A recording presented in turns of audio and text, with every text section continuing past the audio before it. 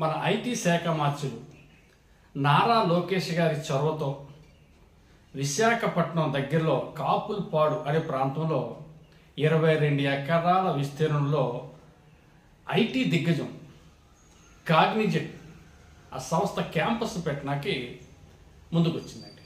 మరి దీనికోసం చంద్రబాబు నాయుడు గారి యొక్క డైరెక్షను మరియు ఆశీస్సులతో నారా లోకేష్ గారు గట్టిగా కృషి చేసి ప్రయత్నం చేసి మరి విశాఖ దగ్గరలోనే ఈ కాగ్నిజెట్ సంస్థను పెట్టించడానికి ఆ క్యాంపస్ను పెట్టించడానికి మరి అతను చాలా కృషి చేశారు. నిజంగా ఈ కాగ్నిజెట్ అనేది చెప్పాలంటే మీ అందరికీ ఒక విషయం ఇక్కడ చెప్పాలి. గౌరవ చంద్రబాబు నాయుడు గారు ముఖ్యమంత్రిగా ఉన్న సమయంలో హైదరాబాద్లో అలాగే ఆయన విపరీతమైన కృషి చేసి మైక్రోసాఫ్ట్ను తీసుకొచ్చారు ఆ రోజుల్లో. మరి అప్పుడు ఆయన మైక్రోసాఫ్ట్ ఎప్పుడైతే తీసుకొచ్చారో ఎంతోమంది ఐటీ నిరుద్యోగులు కొలువు తీరారు. అందులో కొన్ని లక్షల ప్యాకేజీలు ఈరోజు తీసుకుంటూ ఉన్నారు. మరి అటువంటి ఐటీ దిగ్గజమే ఈ కాగ్నిజెట్ క్యాంపస్. నిజంగానండి ఈ క్యాంపస్ వల్ల మనకి 8,000 మందికి ఉద్యోగాలు ఇవ్వడమే లక్ష్యం అని చెప్పేసి నారా లోకేష్ గారు ప్రకటించారు.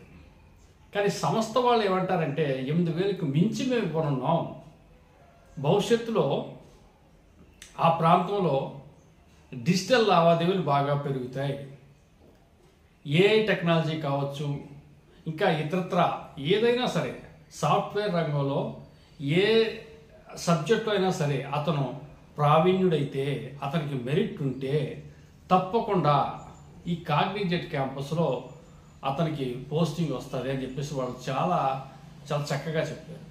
అంతేకాదు మరి ఈ రాష్ట్రంలో అవకాశం వచ్చినందుకు గాను లోకేష్ గారిని వాళ్ళు అభినందిస్తూ ట్విట్టర్లో ఒక ట్వీట్ కూడా చేశారు.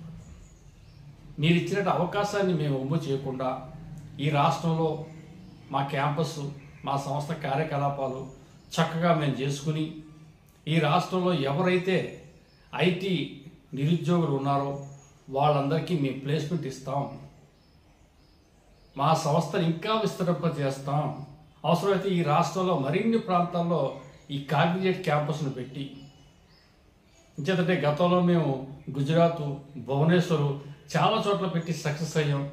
చాలామందికి మేము ఉద్యోగాలు ఇచ్చాము.